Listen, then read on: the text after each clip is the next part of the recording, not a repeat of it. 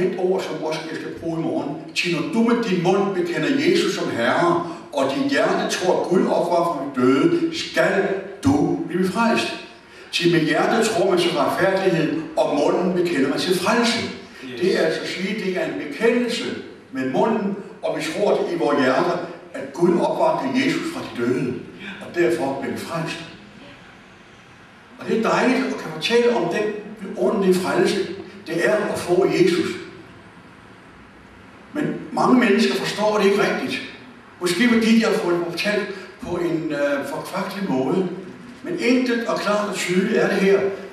Til når du med din mund bekender, og med dit hjerte tror, så er du frelst. Så enkelt er det. Det er bare, at man bekender til Jesus. Kom ind i mit hjerte. Kom ind i mit liv. Jeg har fortalt det før, da jeg havde det. Hvor jeg kom ind og begyndte at bede og omgå og det hele kørte op med. Og jeg stod der, hvad skulle jeg sige? Jeg anede ikke, hvad jeg skulle sige. Og de bad for mig, og så skulle jeg begynde at sige noget. Jeg tænkte, nej, det her det går aldrig, det kan jeg ikke. Men okay, så sagde jeg bare én ting, som vi stadigvæk godt. Jesus, hvis du virkelig eksisterer, du virkelig er så kærlig, så hjælp mig. Og kan du ikke det, så også bedøvende lige meget, så tager jeg livet af mig selv, for jeg er træt af livet. Og det var med til, at der skete en forvandling i mit liv.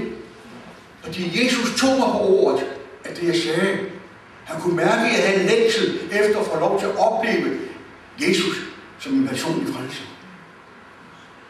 Og det har mange, der også fortalt på Facebook, og fortalt om, hvordan det er at møde Jesus. Du kan kort og godt sammen med mig, når jeg skriver, Jesus, kom ind i mit liv. Jeg ønsker virkelig, at du skal hjælpe mig.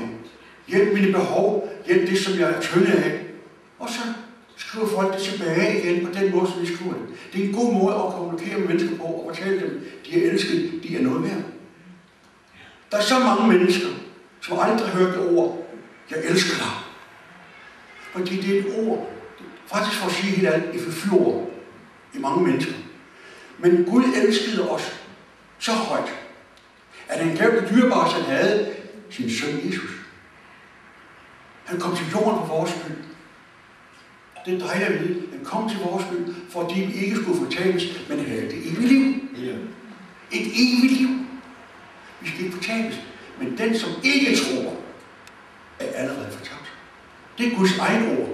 Men vi må ud og fortælle dem om, at Jesus elsker dem. Han døde på korset for din og min skyld. Han er så kærlig. Jeg er inden for din tro. Jeg giver dig min kærlighed. Jeg er inden for din tro. Og jeg giver dig min kærlighed. Jeg er inden for din tro. Jeg giver dig min kærlighed.